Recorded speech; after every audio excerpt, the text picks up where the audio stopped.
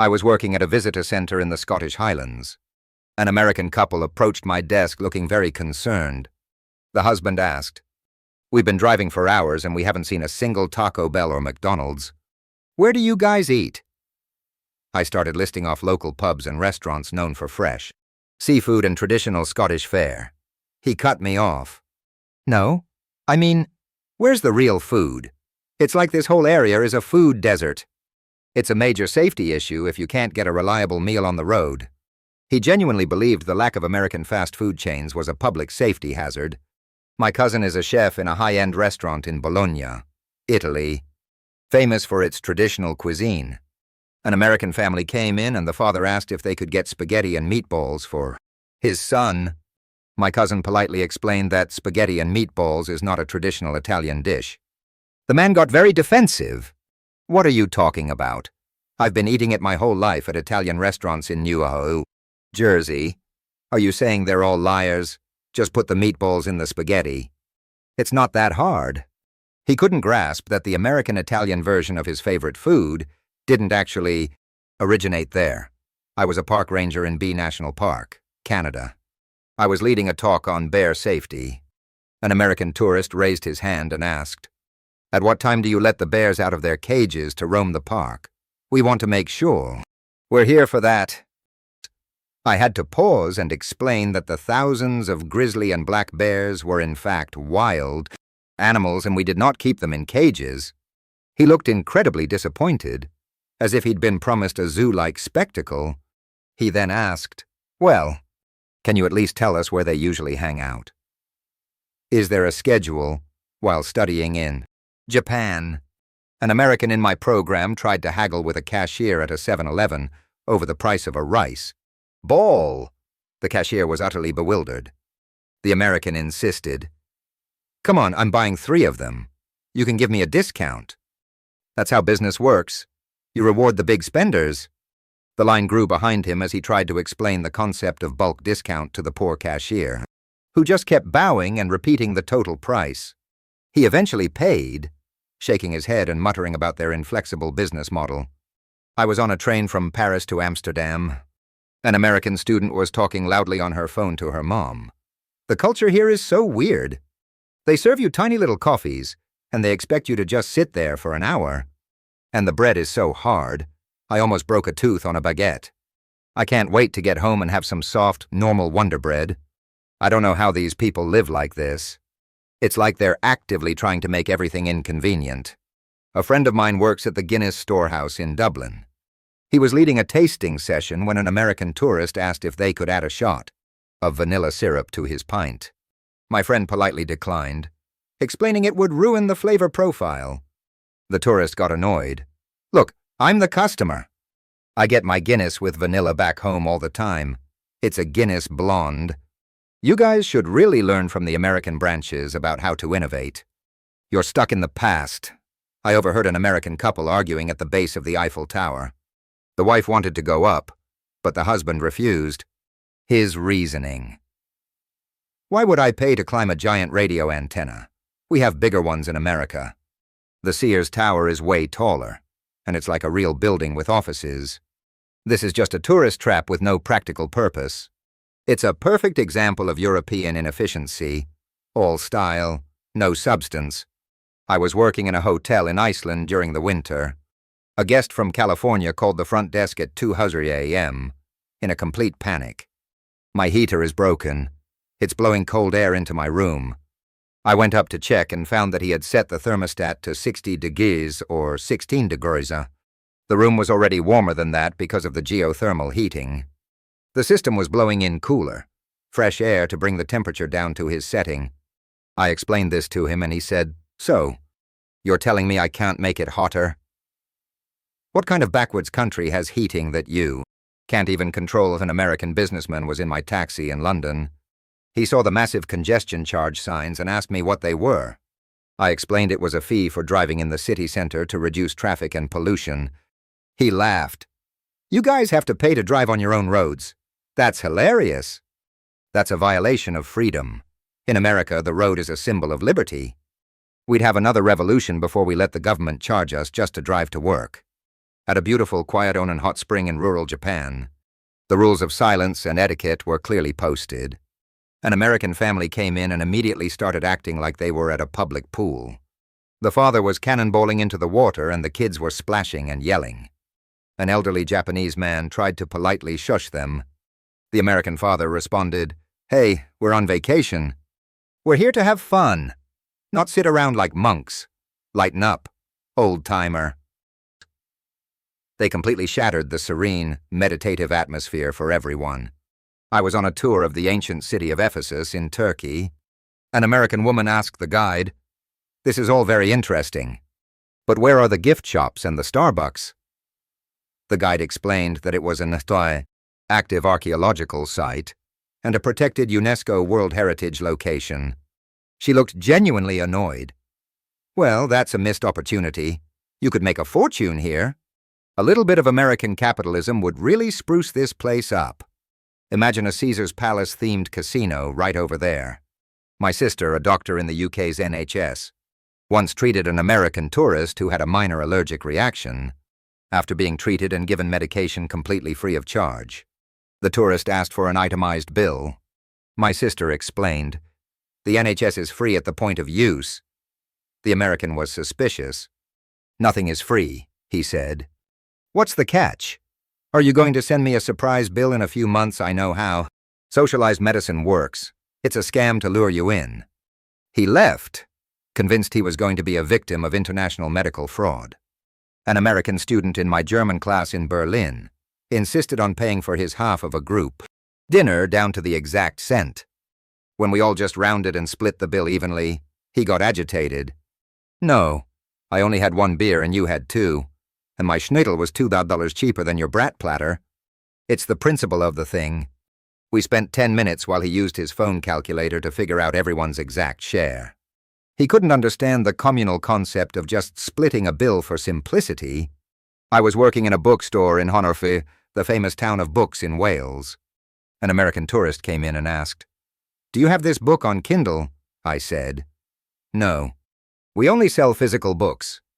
He replied, "Why would anyone buy a physical book? They're heavy. They take up space.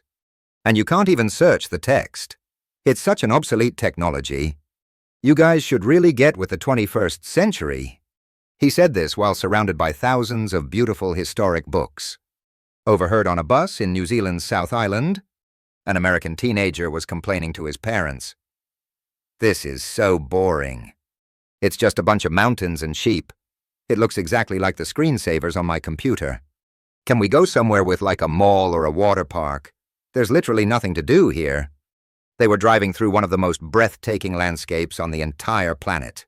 An American was visiting my family's vineyard in the south of France. After the wine tasting, he pulled my father aside and offered some friendly advice. He said, "Your wine is pretty good, sir, but you're missing a huge market. You should make a sweet, fruity version, maybe a white Zinfandel. That's what people really want.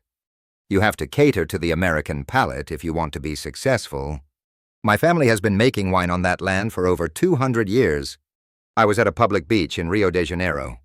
An American woman was loudly complaining to her husband, "I can't believe how many people are here. It's so crowded, and why are they all so loud?" She was saying this on Ipana Beach on a Sunday afternoon, one of the most famously vibrant and crowded public spaces in the world. In the States, we have private beaches where you don't have to deal with all this chaos. A tourist in Norway was on a fjord cruise. He asked the guide, "So, who carved these? Was it the Vikings? The craftsmanship is incredible." The guide was speechless for a moment before explaining that the fjords were carved by glaciers over millions of years. The man looked skeptical. "A glacier did this? I don't know. It looks too perfect. I think it was probably the Vikings. They were amazing engineers." I was working at a hotel in Madrid when an American guest complained that her room didn't have a clothes dryer. I explained that it's common in Spain to hang dry clothes on a line. She was horrified. "You expect me to hang my underwear outside for everyone to see? That's so primitive and unsanitary. What if a bird poops on it? I need a machine that uses heat to kill the germs like we have in America, an American in a pub in Manchester, England, tried to order a black and tan.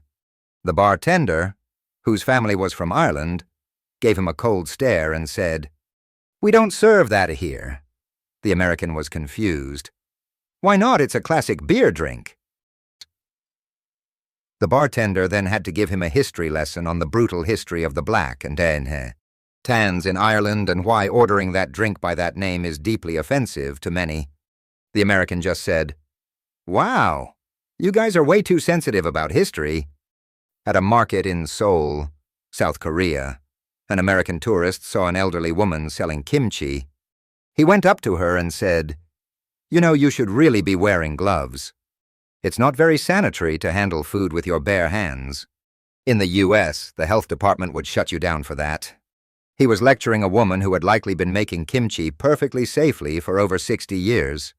I was on a flight to Cairo. The American man next to me was looking at a map.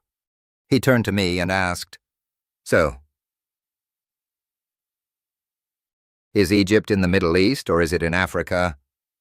"It's very confusing. They should just pick one." I explained that it's in North Africa and is also a part of the Middle East. He shook his head. "That's not helpful. It needs to be one or the other. It's bad branding." A young American couple was visiting the Vatican. The woman was stopped by the guards because her shoulders were bare and her shorts were too short, violating the modest dress code. She threw a fit.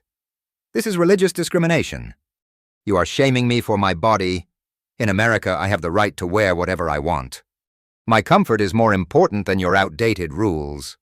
She seemed to think her personal rights superseded the rules of a sovereign city-state.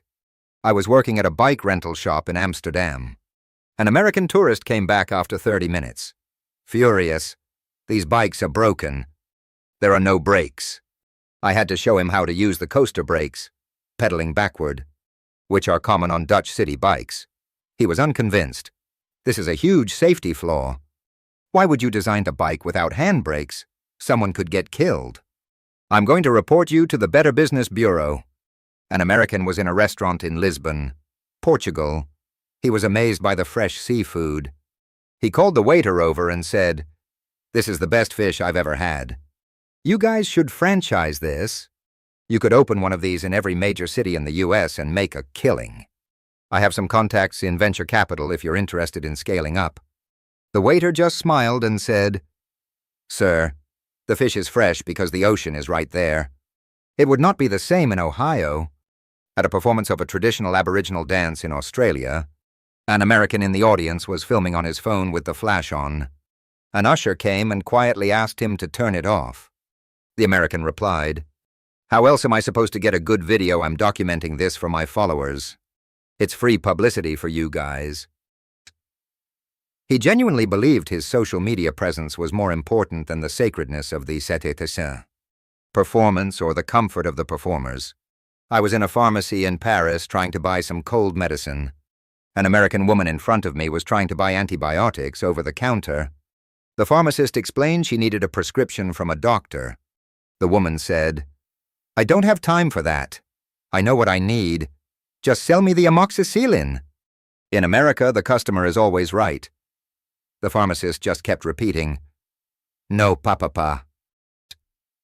A tourist was looking at the Bayeux tapestry, which depicts the Norman conquest of England in 1066. He asked the museum docent, "So this is all about the British invading France?" "Right." The docent patiently explained it was the other way around.